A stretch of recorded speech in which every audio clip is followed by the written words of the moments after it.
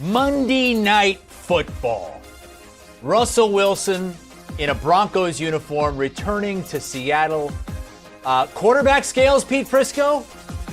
Russell Wilson, big time over Geno Smith. But I believe Geno Smith has a cover streak going back to like 2014, where when he's the starter, his team has covered every game. He had about 7 or 8 starts during that stretch. But nonetheless, Chris Hassel joined by Brady Quinn and Danny Kannell. Let's hit it and let's get some picks and props for this one. How about the player to score the first touchdown, Brady? Who's getting in? Well, I think it's going to be the Denver Broncos. I think Russell Wilson, Nathaniel Hackett really want to get off to a fast start in that environment for a few reasons. Takes out the crowd. But, for me, when I'm looking at how these two teams match up, the Seattle Seahawks play a lot of single high coverage, which means there'll be a lot of one-on-one opportunities on the outside. I think Courtland Sutton's going to be that player for the Denver Broncos. Bigger bodied, wide catch radius, especially in the red zone. They like to throw it up to him. And in particular, look at Russell Wilson's entire career taking shots downfield. So I look at Courtland Sutton at plus 750, get some value there. And he's a guy who I think is going to hit to start off this game. Yeah, so I'm with you on the Broncos. I'm with you on the taking the shots. I'm just on the other side with Jerry Jeudy playing opposite Courtland Sutton. I mean, you can go with the best matchup, but this one really is a toss-up to me. But I do think there'll be some shot plays early in this game. Courtland Sutton is the bigger target, but I think Jerry Jeudy a little bit quicker, a little bit faster, maybe try to pop the top off them. And I do think they'll be taking their shots. So I get a little bit better value, not a ton. You had plus 750, I get plus 800. I'm glad we got both of them covered because I do think it'll be one of these two. But Danny, for an anytime touchdown, you do see a Seattle Seahawk getting in the end zone. I do. You talk about Geno Smith. I know they want to run the football, but DK Metcalf is just a beast. I mean, this guy is a physical specimen that you can't teach that type of size. He is their big playmaker. Anytime you're in the red zone, even if he's covered, you just put it in his vicinity and give him a chance, whether it's a true, deep post route, whether it's a fade route, a true jump ball in the back of the end zone. I just like his chances to get a touchdown at some point in this game, especially if I like Denver in this game, but I think they might be trying to come back, and that's when you're going to try to take shots to your best playmaker on the outside. I'd give it to the big physical wide receiver in DK Metcalf. I could definitely see that happening, Danny. I'm on the other side on this one, though. I think Denver's going to win this game handily, and Javonte Williams is going to be a guy they want to hand the football off to often, especially if it's in a 4-minute kind of closing type scenario in the second half. But I think down around the goal line, you're going to see him get a lot of touches, a lot of carries. And this is going to be one where you see him score a touchdown at some point throughout the course of the game. Okay, moving to some more player props. We're going to ask you for a player prop that you think will go under and one that will go over. We heard Danny say that he likes Jerry Jeudy to score the first touchdown at around 8-1. You also like Jeudy to go over. Yeah, his receptions in this game. He's just a tough mismatch. I think he's going to end up becoming that number 1 targeted wide receiver for the Denver Broncos, in part because of the short intermediate routes where, to me, he really excels with the ball in his hands, finding ways of getting separation at the top of the routes, but also separation after the catch, catching the football and getting yards after the catch. So that's where he excels. That's why I think tonight he's going to be a big part of this game plan as Russell Wilson looks to come back into Seattle and really start cooking and say, hey, Pete, this is what you should have let me do my entire career in Seattle, Danny. That's right. By the way, that over-under is 4.5 receptions for Jerry Jeudy, and Brady likes the over. Danny, you're looking to ride as well with Russ.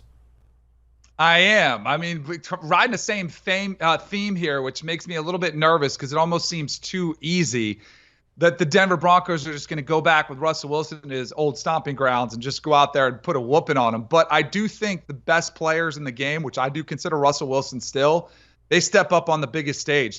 Russell Wilson knows the opportunity at hand, playing on Monday night in front of a full, in front of the entire country watching against his old opponent and wanting to start off strong with the Denver Broncos. Same thing with Nathaniel Hackett, the new head coach. He's an offensive-minded guy. I think they're going to want to come up and showcase some fireworks and put the ball through the air. And I was a little bit surprised that Russell Wilson's number was only 1.5. I think this is a massive year for Russell Wilson. I think people have forgotten how good of a quarterback he is, the impact he makes both on and off the field as a leader, a true franchise quarterback. And I think it starts tonight in Seattle. I think he gets at least 2 touchdowns tonight. All right, so Danny, riding with Russ there. Geno Smith also has an over-under passing touchdown total of 1.5, Danny, but that's really juicy, minus 234. You still like it. Why? Yeah, because I think Pete Carroll knows that you're going to want to try to run the football. I mean, I think that's one of the reasons they brought in Charles Cross, who was really a run game specialist at the tackle position. It's why they went out and got Kenneth Walker III. I think he kind of wants to go back to the MO that they had with Marshawn Lynch and the Legion of Boom, and that's how this team was built when they were good and making Super Bowl runs. Russell Wilson didn't matter that much. He was more of a game manager, and I think that's what you're going to see out of Geno Smith. I think they're going to try to make a concerted effort to run the football tonight. I don't know if the opportunities will be there. And I'm scared a little bit because of the record, Geno Smith's record against the spread as a starter. But somebody who hasn't played that much football, especially recently, I'll go ahead and fade that and take the under still, even if it is a little pricey. Danny, I'm taking the under of Rashad Penny's rushing yards in this one, in part because, look, everyone knows Pete Carroll wants to run the football. Everyone, including the Denver Broncos. And so you better believe they're going to be stacking the box to stop the run and force Geno Smith to beat him with his arm.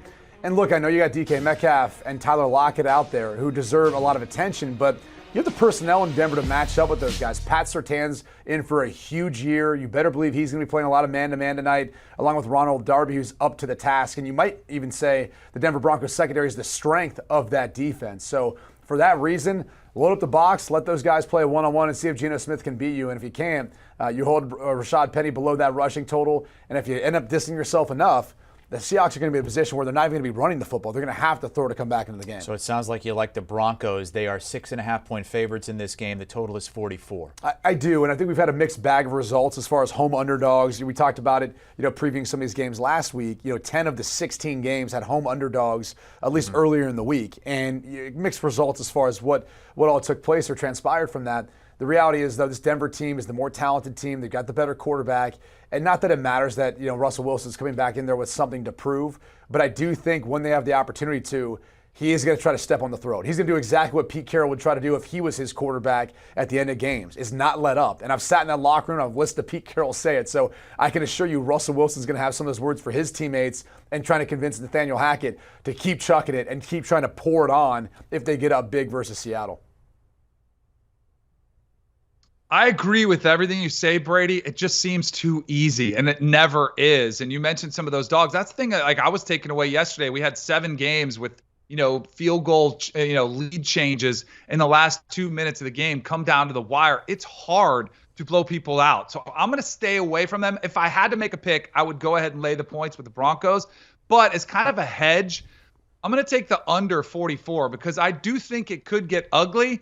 But then I kind of have both sides because if the Seattle Seahawks do stay in this game, I do think they have they run the ball effectively, are able to slow the game down, kind of muddy up, make it a little bit ugly, and then they could hold Russell Wilson and this Denver Broncos offense into a lower scoring game. So either way, if it's ugly and you see a 24-7 win controlled from start to finish from Denver, or if Seattle does hang around, even if they do hang around the game, I think it'll be lower scoring. So I like the under 44 in this one better than playing the line. I'm right there with Danny. Either it's Denver dominating and you don't see Seattle score much, and obviously they can't reach that total over because of the combined points, or it's going to end up being an ugly, tight, low-scoring game. Both teams struggle, and you end up hitting the under that way. Brady Quinn, Danny Kannell giving us picks tonight, not only against the spread and on the total, but player props as well. Our first Monday night football game, the Denver Broncos and Russell Wilson going to Seattle to take on the Seahawks.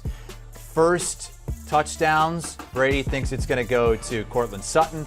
Danny says Jerry Jeudy. Brady also likes Jeudy to go over 4.5 receptions in this game. Really the theme here is riding with Russ and the Broncos, fading the Seattle Seahawks and Geno Smith. All right, we've got a ton of coverage. You guys are going to be on again before the start of the game. Yep.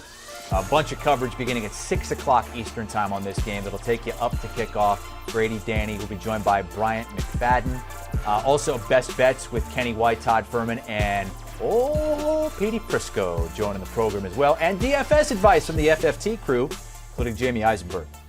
Do you want a sports network that delivers everything that matters about the game? The highlights, the picks, the instant analysis, no yelling, no fake debates, no politics. Hit the subscribe button and never miss a moment.